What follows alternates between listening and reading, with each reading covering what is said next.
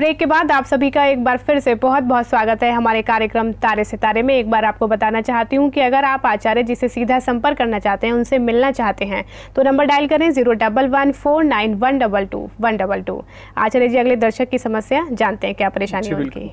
हाँ पंडित जी, मेरा नाम नीमा है और मेरा जन्म पौड़ी गढ़वाल में हुआ है। मेरी डेट ऑफ बर्थ 5 अक्टूबर 1987 है और जन्म स्थान मेरा पौड़ी गढ़वाल है। जन्म समय मेरा सुबह के 5 बजे है। मैं ये पूछना चाहती हूँ कि मैं जिस लड़के को पसंद करती हूँ क्या उससे मेरी शादी होगी? घर वालों की मर्जी से अगर होगी तो कब तक होगी? आचार्य जी नीमा जी हैं जो कि जानना चाहती हैं अपने विवाह के बारे में, कब तक विवाह का योग है इनकी पत्रिका में। नीमा जी देखिए, जैसा कि बच्चे आपने एक प्रश्न किया है कि हमारे स्वेच्छा से विवाह हो पाएगा कि नहीं हो पाएगा, मैं आपको बताना चाहता हूं बच्चे 7वें भाव के अंदर राहु महाराज जी विराजमान है। सूर्य शुक्र केतु मंगल 4 ग्रह आपकी पत्रिका में लग्न के अंदर विराजमान है। ये सभी ग्रह आपकी पत्रिका में 7वें भाव पर दृष्टि रख रहे हैं, तो आपके प्रेम विवाह का योग बहुत कम है, परंतु कुछ उपाय मैं जरूर आपको बताऊंगा। और आपकी पत्रिका में 24 नवंबर 2012 के बाद आपके विवाह का योग बन रहा है, आपका विवाह हो जाएगा। स्वेच्छा से विवाह किस प्रकार होगा? आपकी पत्रिका में जो सूर्य ग्रहण है इसका निदान करना बहुत आवश्यक है। अगर आप सूर्य ग्रहण का निदान कर देती हैं, मंगल अंगारक दोष परिहार का पूजन कर देती हैं, तो 95% आपका चांस है कि आपका प्रेम विवाह हो सकता है। जी बिल्कुल, तो जैसा कि आचार्य जी ने कहा है, इन दोनों ही आप दोषों का निवारण अगर कर देती हैं तो निश्चित रूप से आपका विवाह स्वेच्छा से हो जाएगा और बहुत जल्द हो जाएगा। आचार्य जी अगले दर्शक जानते हैं क्या परेशानी है उनकी। नमस्कार गुरुजी, मेरा नाम नीरज कुमार गुप्ता है और मेरी जन्म तिथि है 23 जुलाई 1980। जन्म स्थान है अहमदाबाद गुजरात और जन्म का समय है 3:35 दोपहर को। गुरुजी मैं जानना चाहता हूँ कि मैं काफी दिनों से काफी परेशान हूँ, आर्थिक रूप से भी और हर तरह से। ये कोई नौकरी भी नहीं मिल रही है, कोई काम धंधा भी छोटा मोटा किया था वो भी नहीं चला। आखिर ऐसा कब तक रहेगा? मुझे एक अच्छी नौकरी कहीं भी किसी भी सेक्टर में कब मिलेगी? कब मेरा सुधार होगा? कब मेरी आर्थिक स्थिति मजबूत होगी? कब मैं खुशहाल होऊंगा? आचार्य जी इनका सवाल है आर्थिक परेशानियों से जुड़ा हुआ, क्या ऐसे उपाय कर सकते हैं ताकि इनकी आर्थिक स्थिति मजबूत हो सके? बिल्कुल शिखा जी, देखिए हम लोगों ने बार बार बताया है कि जब पत्रिका के अंदर सूर्य ग्रहण बन जाएगा, सूर्य ग्रहण बनने से आपके भाग्य के अंदर दुर्भाग्य का योग बन जाएगा। भैया आपकी पत्रिका अच्छी है, ऐसा नहीं कि पत्रिका में इतना बड़ा दोष है। मंगल महाराज जी आपकी पत्रिका में लाभ भाव के अंदर बैठे, क्योंकि लग्न के मालिक कभी भी लाभ भाव के अंदर बैठ जाएंगे तो अच्छे धनार्जन का योग बनाएंगे, परंतु अब सूर्य ग्रहण आपकी पत्रिका में लगा हुआ है तो इतनी जल्दी आप सफल नहीं हो सकते हैं। आप कार्य क्या करना है, सूर्य ग्रहण का निदान आप करें। साथ में आपकी पत्रिका में शुक्र की महादशा चल रही है और शुक्र की महादशा के अंदर शुक्र का ही अंतर चल रहा है, तो दूसरा कार्य क्या करना है, शुक्रवार के दिन छोटी छोटी कन्याओं को खीर खिलाना प्रारंभ कर दीजिए, उनकी ब्लेसिंग लीजिए, उनसे प्रार्थना कीजिए कि हमारे पत्रिका में जो ग्रहण लगा हुआ है, ग्रहण काल समय चल रहा है, यह समाप्त हो जाए। यह प्रयोग आपको करना है। आपको एक सबसे बड़ा उपाय मैं बता रहा हूं, उस उपाय को करना है। नीम का वृक्ष होता है, नीम के वृक्ष पर आपको हर बुधवार के दिन जाना है। मौली का जो तागा होता है वहां पर बंधन करना है, उनसे प्रार्थना करना है कि हे दुर्गा जी, हमारे जीवन में जो परेशानियों का योग बना हुआ है, समस्याओं का योग बना हुआ है, उसको समाप्त कर दीजिए। और एक मिट्टी का दीपक जलाना है। यह प्रयोग 90 दिन तक निरंतर आप करते चले जाइएगा, विश्वास मानिएगा, जो आपके जीवन में परेशानियों का योग बना हुआ है धीरे धीरे समाप्त हो जाएगा। आने वाला समय आपका सुखद हो जाएगा। जी बिल्कुल, तो आचार्य जी के शब्दों के अनुसार सूर्य ग्रहण का आप निदान करिए और जो भी उपाय बताए हैं अगर आप उनको करते हैं तो निश्चित रूप से आपकी आर्थिक स्थिति मजबूत होगी। इसी के साथ एक और दर्शक जानते हैं उनका सवाल। जी बिल्कुल।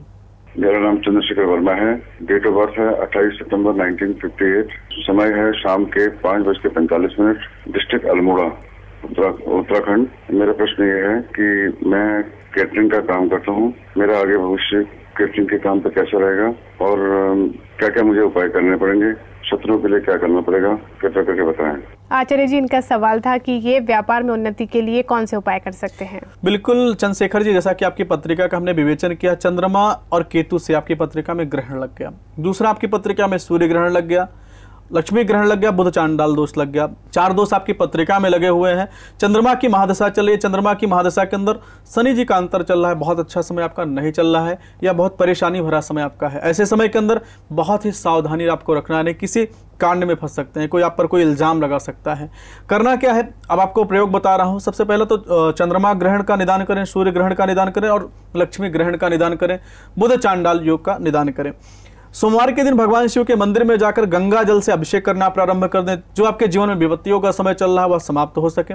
दूसरा कार्य आपको करना है, एक 9मुखी रुद्राक्ष अपने गले के अंदर अतिशीघ्र धारण कर लीजिए, जिससे आपके शत्रुओं से आपका बचाव हो सके। और एक मेरु महायंत्र अपने घर पर स्थापित करिए, उसका पूजन करिए, आपके जीवन में सफलताओं का योग हो जाएगा। चंद्रशेखर जी, जैसा कि आचार्य जी ने कहा है कि कुछ योग आपकी पत्रिका में ऐसे लगे हुए हैं जिनकी वजह से परेशानियां चल रही हैं, जैसे कि सूर्य ग्रहण लगा हुआ है, चंद्र ग्रहण लगा हुआ है और लक्ष्मी देवी का भी कुछ ग्रहण लगा हुआ है। तो इनके उपाय आप करिए, तुरंत इनका निदान कराइए ताकि परेशानियां जो कि व्यापार में आ रही हैं उनको दूर किया जा सके।